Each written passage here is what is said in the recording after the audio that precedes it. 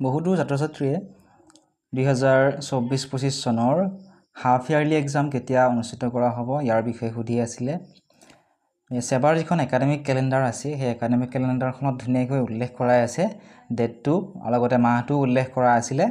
যিহেতু তোমালোকৰ লগত যদিহে একাডেমিক কেলেণ্ডাৰখন আছে তোমালোকে সেই একাডেমিক কেলেণ্ডাৰখন উলিয়াই লৈ তাতো তোমালোকে চাব পাৰিবা। তোমালোকে তলৰ ফালে স্ক্ৰল কৰিবা। এতিয়া যিহেতু জুলাইৰ মাহ হ'ল, এতিয়া জুলাইৰ মাহ, গতিকে গৰম বন্ধ চলি আছে। নেক্সট আগষ্ট মাহত তোমালোকৰ ক্লাছসমূহ হ'ব। আগষ্ট মাহত তোমালোকৰ পৰীক্ষা নহয়।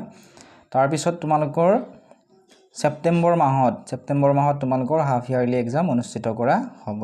তোমালোকে ইয়াত যদি ভালদৰে চোৱা ইয়াতো লিখা আছে to hold half yearly examination for classes 9 and 10 from 23rd to 28 September 2024। 23 ছেপ্টেম্বৰৰ পৰা 28 ছেপ্টেম্বৰলৈকে তোমালোকৰ হাফ ইয়াৰলি এক্সামসমূহ অনুষ্ঠিত কৰা হ'ব ক্লাছ 9 আৰু 10ৰ।